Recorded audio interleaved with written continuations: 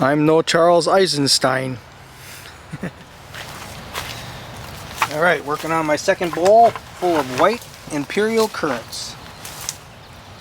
So, you already saw it all in terms of what exactly I'm doing. I'm picking in the sun. It's right after noon. Of course, that's when the sun is at the highest point in the sky. Actually, the sun isn't there. What actually is happening is, as the Earth is spinning, right now on this place on the planet, at this time, the sun is the closest to the soil where I'm sitting. It's a direct, straight down through the atmosphere of the solar radiation.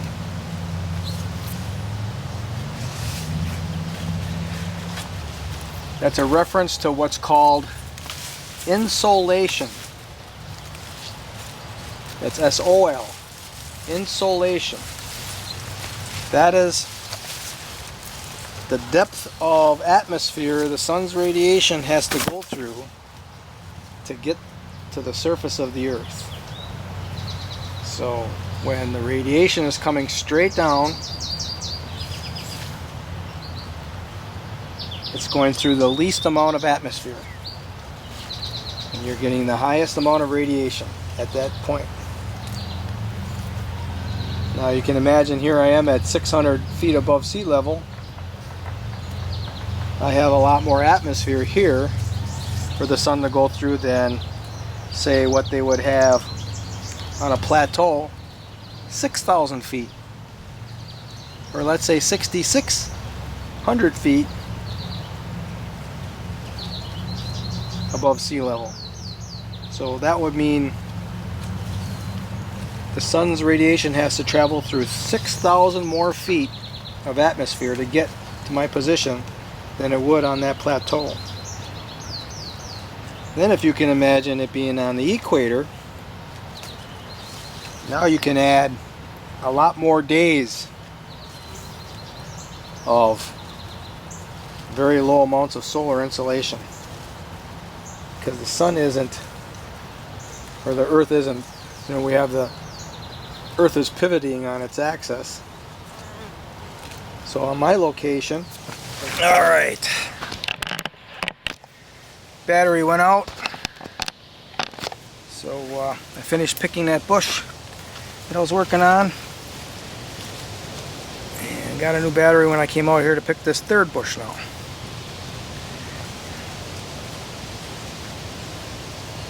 So I put 4 plates of berries in the freezer so far,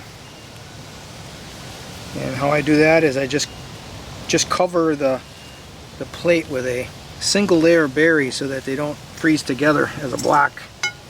They freeze individually, and I can put them into quart bags or pint bags if I decide to do smaller ones.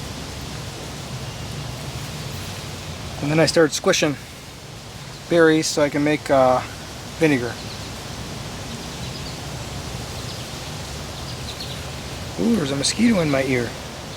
Hasn't been many mosquitoes this year because it's so dry in the spring. Early summer. Actually, it was all spring.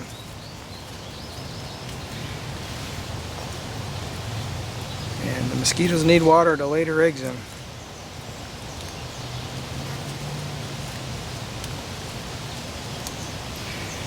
I was talking about insolation. So why that's important to note is that's how permaculture has a design setup where it accounts for solar insolation for its growing systems.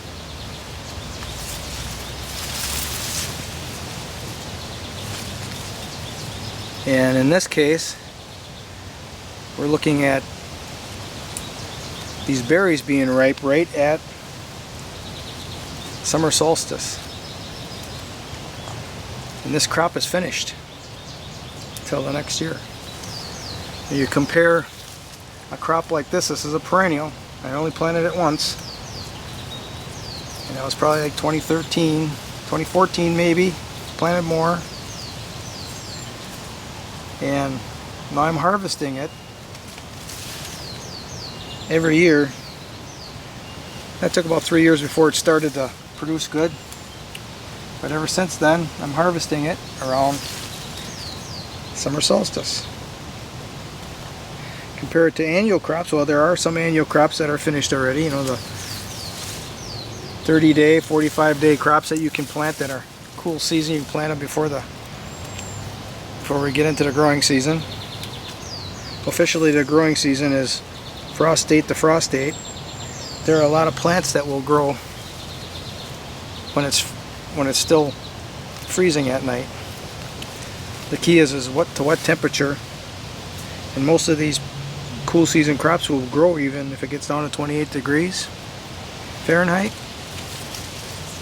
It's below freezing. And some will grow down to 25. Some will survive 20, but will probably be stunted after that. But the point is, those crops can be kind of like these perennials where it's taking advantage of the increasing daylight to grow the crop. Whereas most of the crops that are considered to be main crops, they require a whole season, and many of them cannot be planted until the last frost date is passed. So those harvests are generally way later.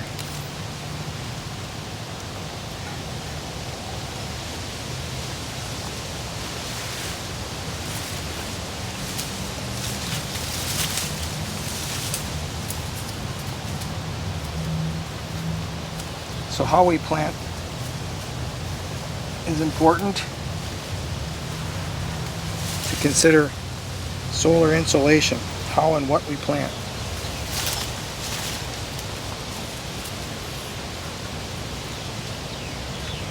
In this case, I had trees planted here that died out, and that's why I went to the asparagus, find out if that would work.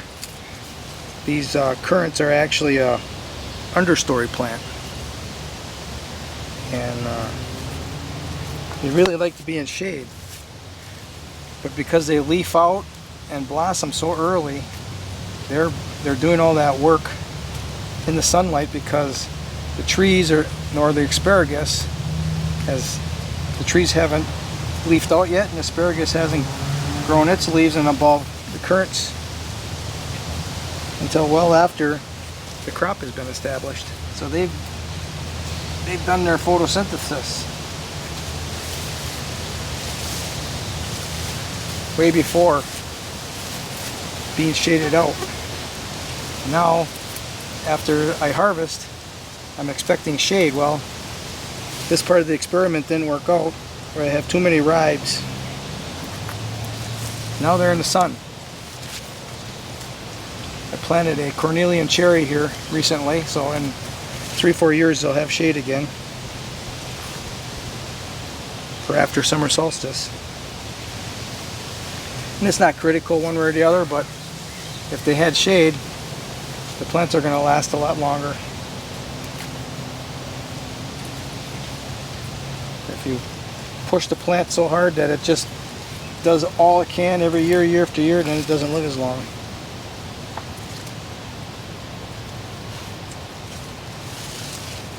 And I've got a lot of plants. I don't need to get maximum production like this out of every plant. I've got some that are in the shade for a lot of the day coming up, and you stay tuned. I'll do another video on those. They don't have as wild a production as this.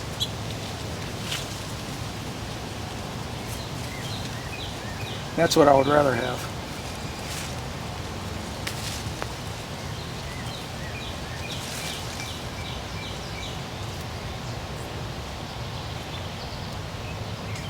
I want these bushes to live as long as possible and still provide a crop. And of course the overstory trees also provide a crop. So we're getting multi-layers of production versus just a single layer. and its diverse production.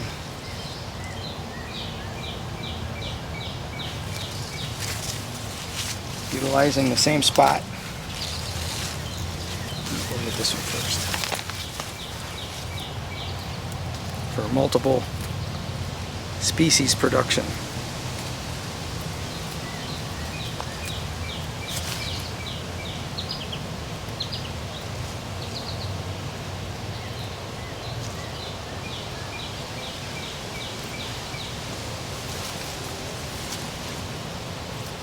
I'm sure that wasn't quite what I was trying to get at when I was talking before. That was an hour ago already. Although I believe my mental capacity is, at some aspects I'm getting a little forgetful, and then other aspects I'm able to think longer about a subject before I get bored with it. So I'm not sure what that all means.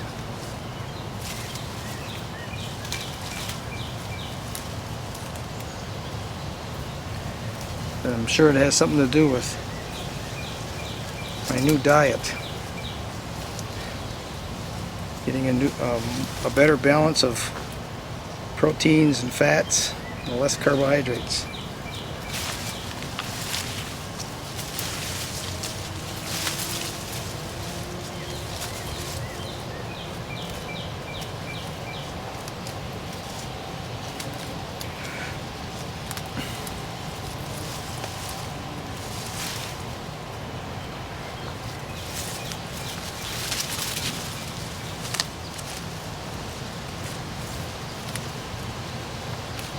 I started another new channel.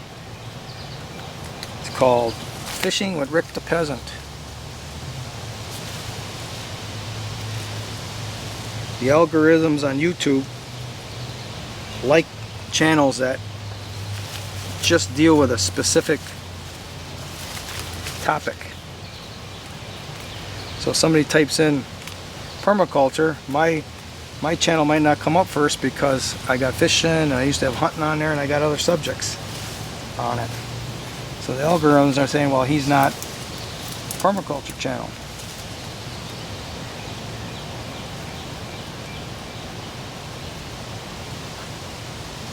So now I'm splitting off some of these other topics into other channels.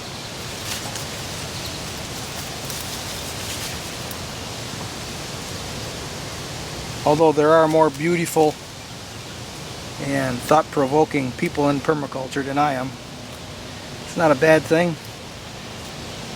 for other people to get that attention.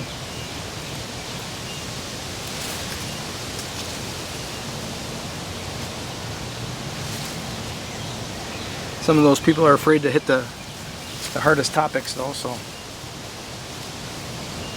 I'm not afraid to consider all these worst case scenarios. Something like David Holmgren. He's in tune with all these potential worst case scenarios too.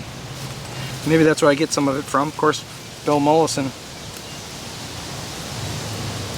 He started all his courses and he started the manual with the potentials for all these problems. David Holmgren recently said that Bill Mollison called it he started the courses with the evidence, which I am inclined to think that the evidence of why you should be concerned and focusing on, I mean, if not permaculture, at least changing your lifestyle.